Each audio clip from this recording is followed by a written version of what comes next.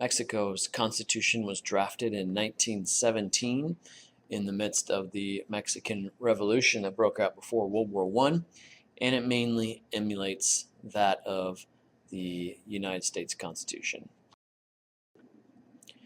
The Mexican regime is what we call a democratic dictatorship, democradura, and what this means is we have very similar things that we see in Russia, which is to say we have a democracy on paper, but there are elements of authoritarianism in the system. Mexico is a socialist-leaning political system, which is deeply entrenched in their ideology throughout the years. And so we'll see a lot of government control, a lot of government regulations for various purposes, but not necessarily as much for the welfare state as like you'll see in Europe. Mexico has a mixed economy that is highly dependent on oil. We're not to the point where we would call them a rentier state because they have many sectors of the economy, but they are heavily dependent on oil to the point where when oil is good, their economy is good. When oil is bad, their economy is bad. Legitimacy and stability is again similar to what we see in Russia, and that is there's a lot of corruption. There is a kind of a wacky political culture in Mexico, but if you look at it in common terms, where you measure legitimacy and stability based on elections and people's participation in those elections, then Mexico does have a high turnout, but mainly because it's compulsory to register to vote, and there are benefits to voting. But as we'll see, elections have long been a problem for stability and legitimacy in Mexico. There's been so much voter fraud for years, and they've only attempted to try to get it under control in the last few years. But corruption still makes Mexico very unstable. And so there's always all kinds of class issues and lots of issues with organized crime, as we'll see. They are externally legitimate, internally lots of questions for the government to try to maintain control and a stable environment. On paper, the levels of government is a federal system, very similar to what we have in the United States. In fact, it's a presidential system, 3 branches, checks and balances, federalism, all that kind of stuff. However, as we said before, and as we saw with Russia, even though it's a federal system on paper, it does have a unitary feel because there was so much power vested in the presidency. That's less true than it was before, but the president is still pretty powerful, and things tend to work in a more unitary fashion. The federalist system calls for municipio libre, or power to the cities, and in reality, there's a lot of political centricism. So Mexico has 31 states along with the federal district. So when we say they have a federal system, those states are supposed to have a degree of authority and sovereignty. But those states are also divided into municipos, which are kind of like American counties, headed by mayors and councils elected every 3 years. So they have more of a local government presence than we do have in the United States in terms of the national government goes and the relationship with it. But these municipals are very weak, have very little money. The federal government controls 90% of the revenues. So more or less, when we say that a municipal government in Mexico, a city government, is more or less just going to be an administrative unit. They're not going to have a lot of authority, a lot of sovereignty. They're just going to do what the national government tells them. So again, on paper, it looks like they have there's an entity there that has power, but really they're just administrators of what the national government tells them. Constitutionally, the president has limited power. They can only serve one term, one 6-year term, but they're informal powers, very similar to the American presidency, makes them very powerful. And this is called presidencialismo. And we'll see more about what that has meant in Mexican history in a moment. In the era of the pre-dominance, the party of institutional revolution is the dominant party all the way from World War II until around 2000. The president was very powerful as the head of that party. and the courts never struck down any of their presidential actual appointments because they were fearful of retribution.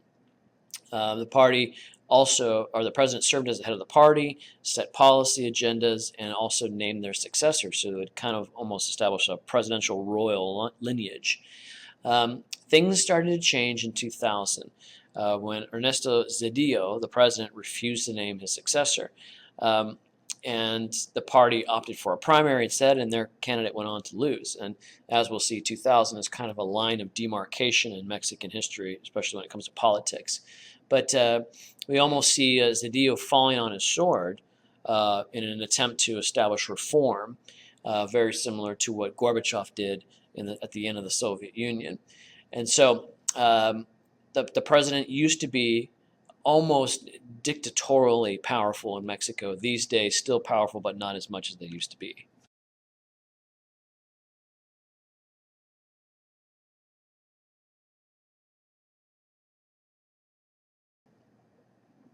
The Mexican legislature is bicameral, just like the United States is and many others. They have a 500-member Chamber of Deputies, like our House, and a 128-member Senate, which is their upper chamber.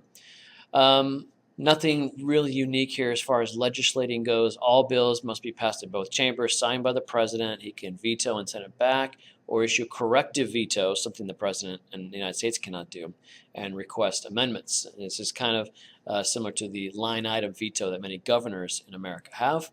Congress can override. The Chamber of Deputies specialize in fiscal policy. Revenue bills must originate there, as they do in the United States. The Senate is more foreign policy, ratifying treaties, and the power to remove state governors, which just gives them a lot of power. Members of Congress always, or almost always, vote along party lines because of the single-term system that is enacted. And so, therefore, they have to look forward to their futures, their political futures in the party outside of the seat that they currently hold. A lot of people suggest that by having single terms, that they don't need to worry about re-election and they can vote their own conscience. And that really has never been proven true by any country that tries that. It actually makes things worse because you have to consider your political future after you leave office. Executive legislative relations, before 1994, Congress and the courts were simply rubber stamps of the president during the days of presidentialismo, all dominated by the PRI party. Since then, both have become a little more independent as things have freed up. The president still exercises a lot of power over them, but they do stand up to him to a degree and voice their own concerns. So when it all comes down to Mexican political history, we're talking about electoral reform. And so some big reforms that need to be mentioned happened in the 90s. And so after just decades of election abuses by PRI when they were in power, it basically, everyone realized you're not going to get rid of these people until we reform the political system to do various things. And some of these things have been tried in other places, including the United States. For example, campaign finance reform. So they set donation limits. They required high-tech voter ID law, which is currently in the news in many places, including the United States. They created a bureaucracy, the Federal Election Institute. They eventually banned soft money because with the campaign funds, what was happening was the president, along with as leader of the PRI, basically really had dirty hands all over all the donations. And so, you know, they basically created these giant slush funds to run their campaigns. They blew away everybody when it came to fundraising and spending money. And so in order to dislodge PRI and their ability to do that, there had to be some limits on campaign. And then to address all the voter fraud, high-tech voter ID, and the Election Institute to kind of monitor elections. There's still a lot of fraud, but nothing close to what it used to be. So with legislature elections, these are some interesting things. This was all put into place by the Congressional Reform Law of 1993. And so you could see at that time that things were changing, and it's no coincidence that after the 90s, right around 2000 is when PRI started to be dislodged. But the writing was already on the wall, and what the Mexican policymakers were trying to do, those who weren't PRI at least, were trying to create a legislature where one party can't dominate.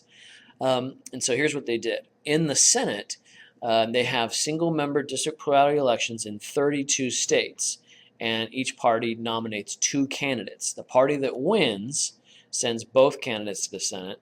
The party that finishes second sends 1. And so therefore it's kind of a misnomer to say single-member district plurality, since we have 3 people coming from each of the districts. So it's maybe better to say first past the post. But it's not really that either. It's more of a proportional system under the guise of a first past the post system. Then 32 senators are chosen in true proportional elections, with all parties over 2% getting a share. And all of this wackiness, so Mexico has figured out a way to do both, first past the post and then proportional elections in the same legislative body. And the purpose is to prevent any party from getting more than a 2/3 majority. In 2006, 5 parties won seats. And so what we might call divided government and all the hassles that go with it. Here in America, for decades we've been seeing how little gets done when you have divided government between the branches. Here in Mexico, they want it that way because they lived for so many years with one-party rule, with PRI. And so they want that to never happen again. In the Chamber of Deputies, they have 300 members selected in single-member district plurality elections, and then 200 elected in proportional elections with a 2% threshold. And then the additional rule is parties cannot have more than 300 seats or more than 8% of the share of the national vote. Again, trying to create divided government in the lower house. Presidential elections function very similarly to the way the United States runs their presidential elections. And in the election of 2012, Enrique Peña Nieto of PRI won the election with only 39% of the vote.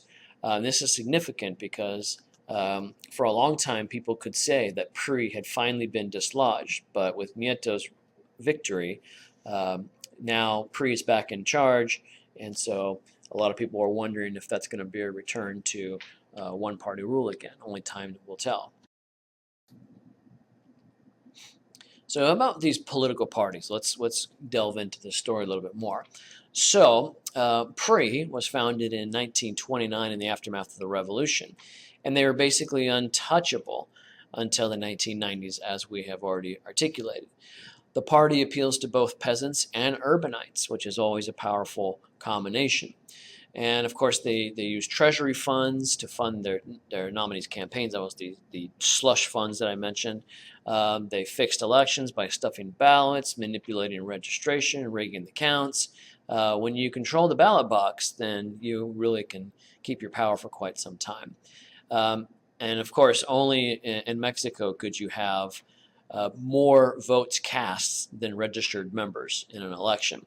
And all this corruption led eventually to the 1990s reforms that we mentioned a moment ago. In 1979, PRI controlled 70% of the districts in Mexico, those municipals. By 2000, they only controlled 1%. That number has gone back up since then. PRI supports lower taxes and more spending on social programs, which are 2 things that don't typically go together.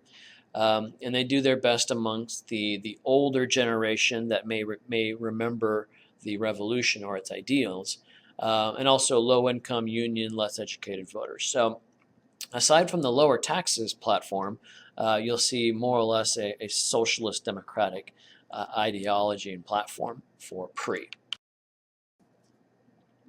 PAN is kind of the closest thing we have to the Republicans of the United States in Mexico. They were founded in 1939 as a response to the leftward drift of PRI. There's a big presence of Catholic conservatives, which is a different kind of conservatism that we see in America. And they fought for church rights and attacked centralism. PAN gained numbers when proportional representation began in 1964 and later gained state and local governments, and so they became scattered. and it's still true today, that they hold a lot of the local governments. A lot of governorships in large cities, except for Mexico City, are in the hands of PAN. Ideologically, they are center-right, with a lot of Christian socialism. So, in other words, you would hear a lot about morality and helping the poor and things like that. But they'd be leftist on labor, which is a position you have to take in Mexico. PAN is supported by educated urban voters in the north and west, whereas the other parties will do a little better in the south. The north and the west tend to be the more affluent areas in Mexico. And then the last one is the PRD, or the Party of Democratic Revolution. In the 1980s, splits occurred in PRI that led to the creation of PRI. So they're a splinter party. And since the 1990s, they have adopted a socialist agenda, and some might call it a radical socialist agenda bordering on communism, maybe. PRD competes with PRI for the rural, union, elderly voters. They're going to have a lot of parallels, but they're just going to call for more state action to address equality and promote socialism. In other words, they are for a welfare state more than PRI is willing to go. Elite recruitment in Mexico has changed over time. When PRI was in power, you basically had to be from Mexico City, what they call the capitalino, someone who was educated in the United States, someone who was kind of a mover and shaker in upper politics in Mexico.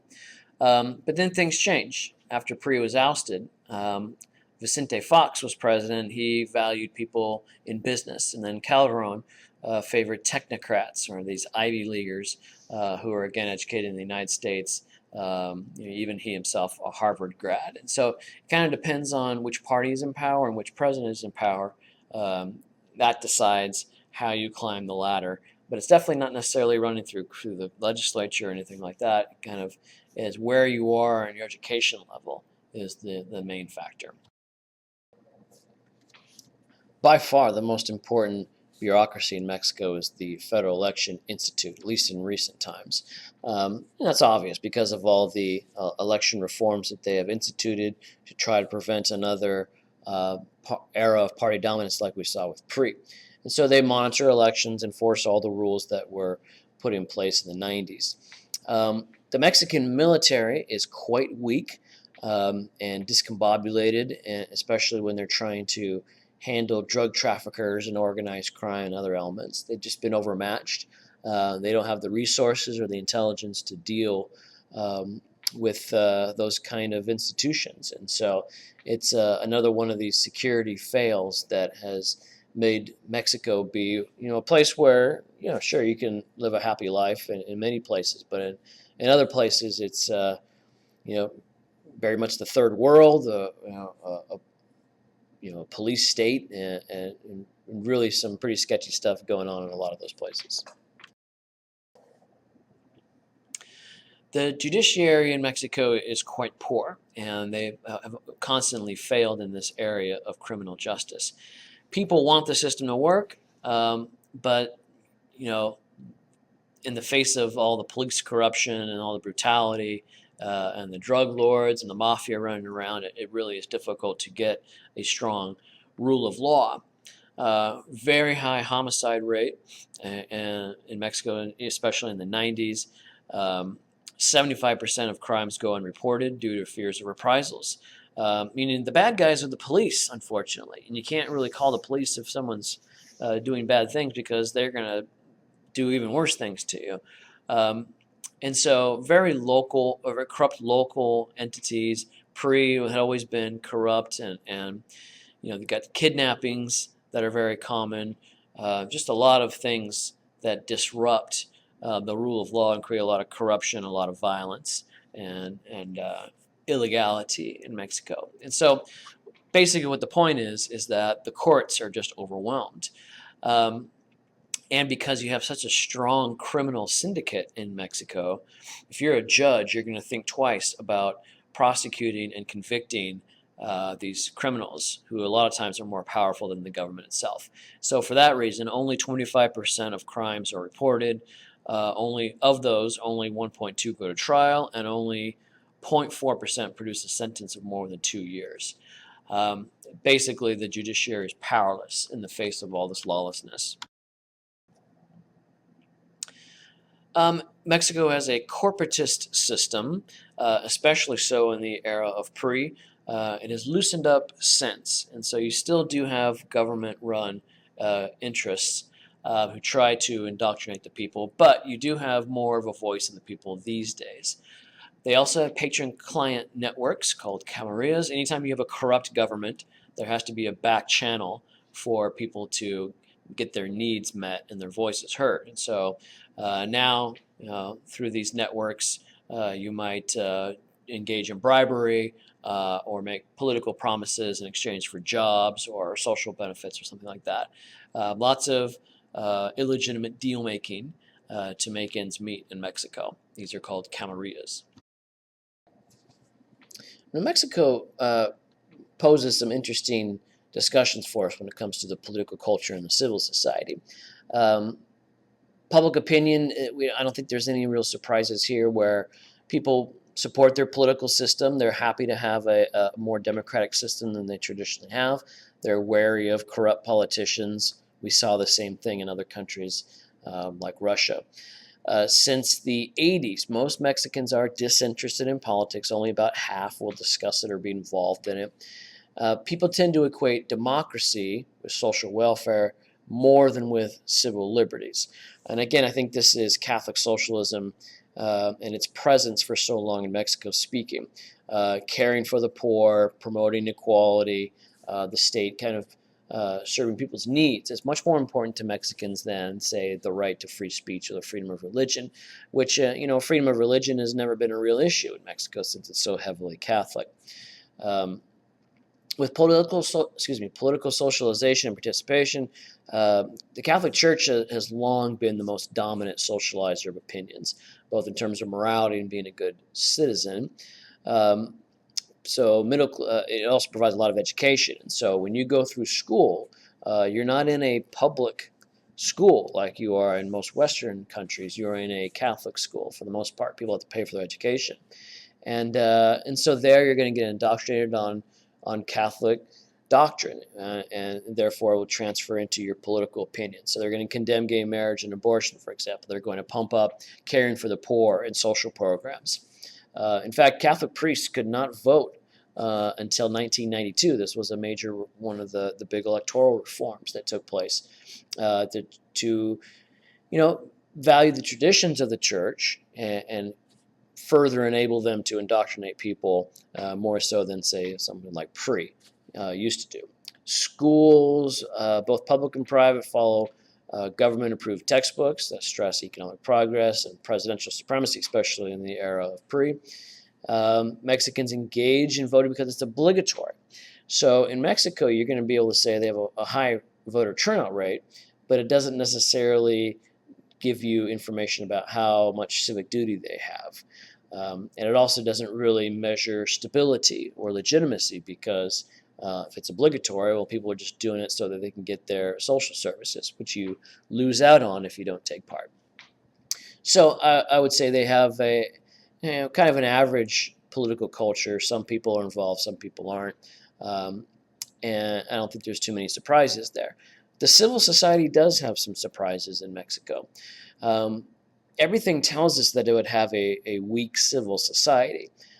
Government corruption, strong presidents, and all this sort of thing would suggest that people would just look to the state to do things. But that's not always true. That we have a very highly nationalistic society, and you can see that in the United States as well. There's tons of national pride and ethnic and cultural pride. Professional soccer is revered. A tremendously deep art scene and music scene in Mexico.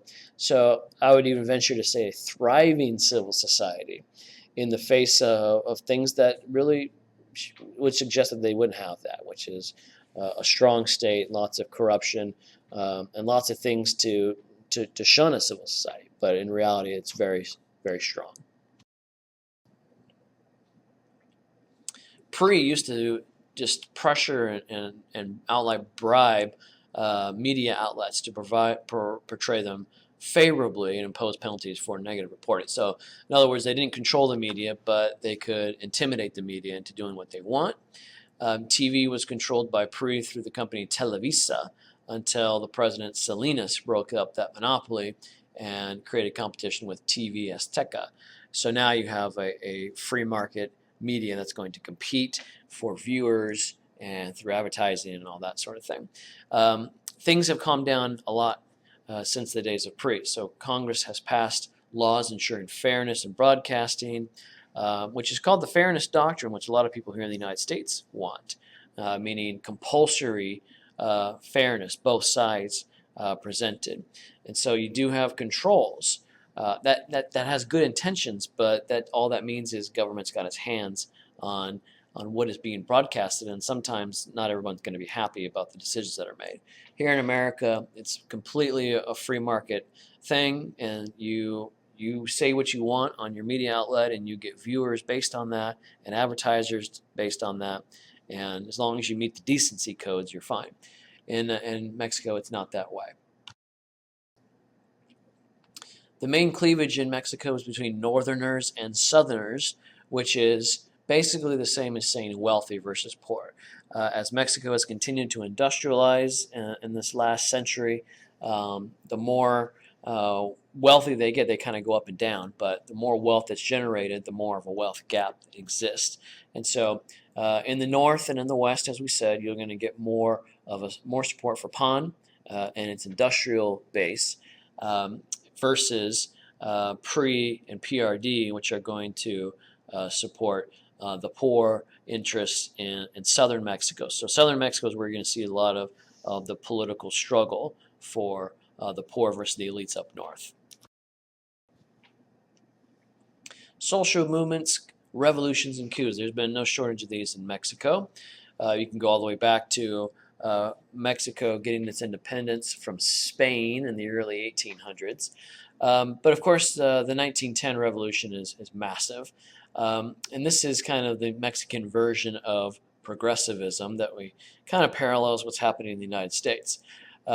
Social revolutions are breaking out all throughout Mexico in the 19-teens on the eve of World War I.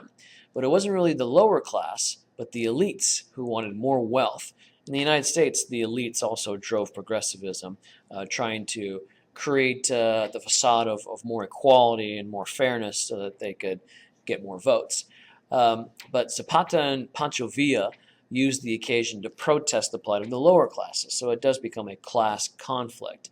And basically the situation disintegrated, and you've got all-out chaos breaking out in Mexico. And by 1917, a constitution resulted that improved a lot of the masses through land redistribution, the beginnings of redistribution of wealth.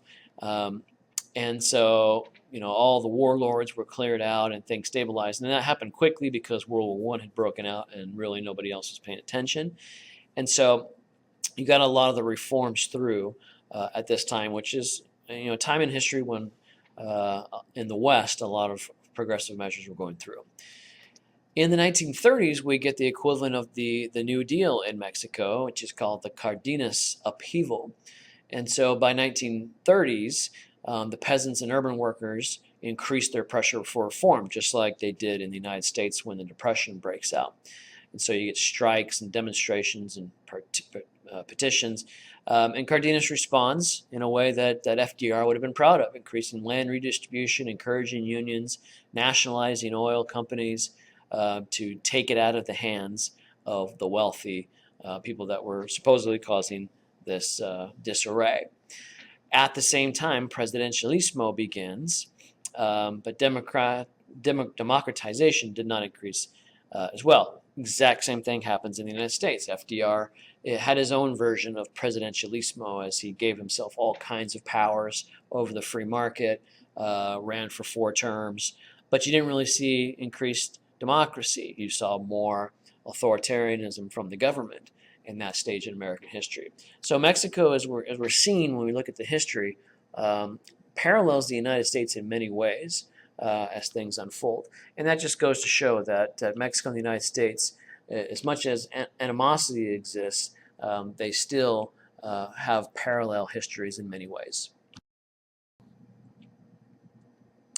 On New Year's Day 1994, a group called the EZLN revolted in Chiapas and called for social justice. This is the beginning of the end of the dominance of PRI. At that same time, a recession hit. Electoral reforms were going through, the ones that we mentioned before, and then Zedillo took that fateful step of ending presidentialismo by calling for primaries to select his successor, and then his party went on to lose. They were defeated in 2000 and 2006, but came back to power in 2012. And so before that happened, it was really easy to say, well, PRI is finished, and Mexico was able to dislodge them from their corruption. But now that they're back in power, it kind of they've been had their wings clipped quite a bit, and they are functioning within the restraints of the system. And so they definitely don't have the power that they used to, but I suppose you could say that these reforms have worked to a degree to create more party competition in Mexico. The Mexican miracle kind of speaks to Mexico's reliance on oil and the strength of its economy. So from the 40s until the 70s, a consensus supported a government-run economy. And so they moved in the direction, as many other Western countries did, toward a more socialist redistribution of wealth, a mixed economy that slanted more socialist principles. And in the 60s and the 70s, their GDP rose 6 to 7%, which is pretty good yearly growth. Inflation stayed low and per capita income steadily increased, all on the back of the big oil boom. And what we should know about the 60s and 70s is that for oil producers, including Mexico, Russia, and all the OPEC countries, times were good. For all the non-oil producers, mainly the United States and Europe, although the United States does have oil, they restrain themselves so much with their environmental laws that it made it really hard for them to develop their own. That's still true today. So for the Western countries, it was a bad time in the 70s. In the United States, you may remember stagflation and a really slow economy. But for Mexico, as a major oil producer, times were great. This was the miracle. Poverty declined, literacy rates expanded, life expectancy expanded. But as we now know, the resource curse is true in Mexico, where when times are good for oil, then your economy is good, but the opposite is true as well. And the crash came in the 90s when the Mexican economy tanked, when the price of oil collapsed. And so all the rest of the Mideast countries and Russia collapsed with them. And then all the Western countries were doing well again in the 1990s. The government opted for deficit spending and inflation of the money supply, which is to say Keynesian economics, to try to stimulate their economy through stimulus. Salinas used a shock therapy, similar to what we saw in Russia at the time. It's same time period, same cause in many ways. Price and wage controls, spending cuts, a lot of very socialist policies and shock therapy, very common methods. None of it really worked. The only thing that escaped a complete disaster was massive assistance from the United States. So when we get to the policy challenges of Mexico, there are plenty. Mexico has a pretty poor economic system in a country that could have amazing economic output. Because of the resources they have, because of their location, because of the beauty of the country, they could have a much stronger tourism industry than they even have. But a lot of it, because of corruption and drug traffickers and organized crime, has just not happened. So they have a very high unemployment, very lagging agricultural sector, which hasn't really been tapped into. Many attempts at policy reform for economics has happened. Neo-economic development, neoliberal economic development, that is, since 1989 has attempted to give a freer rein to the private sector to promote investment. This was very common in the 1990s as people were ditching Keynesian economics for a while. It also created a social safety net with Salinas' Solidarity, and also Zedillo's and Fox's programs that try to do very similar things, which to expand the welfare state. Their social policy challenges, you could list lots of different things. Traditionally, Mexicans want social services like the Europeans have more than they want civil liberties like most of the time the Americans have valued. But they don't really get either one of these things. They have a very primitive education system, high levels of poverty, which 50% of the population is in poverty, mostly in the South. And so because of that, you're just not going to get a lot of social advancement. And then their national security problems are well documented. Drug trafficking, murders, kidnappings, and just downright corruption and bribery, the incompetence of the police and the military. All of these are major security problems for Mexico. The other big thing that we need to mention with foreign policy is their relationship with the United States. So, going back to the days of NAFTA in the early 90s, where Canada, the United States, and Mexico engage in a treaty to promote free trade amongst those three countries. It's really benefited Mexico more than the other two because the United States seeks Mexican labor and its resources and investment opportunities, that is, too. But what it's allowed to do is open up the borders, and illegal immigration has really intensified since then. And Americans, at least business-wise, and politicians really secretly welcome that illegal immigration because it's cheap labor. And so that's a major issue in the United States. But what it allows Mexico to do is to unleash a lot of their lower-income people that are going to be a burden on the state. And so it's been really good for them. But on the other hand, they have this tenuous relationship with the United States, get into things like investment and all that, and trade. There's always animosity between the two countries, and a lot of that goes back to the Mexican-American War, and fights over illegal immigration into the United States. If you ever wondered why Mexico goes so berserk whenever American politicians talk about securing the borders, well, it's because they like those people going to the United States, because they go there, they get work, they send the money home to Mexico, and the government doesn't have to take care of them. So it's a win-win-win-win-win for Mexico. On the other hand, they feel like the United States should do more.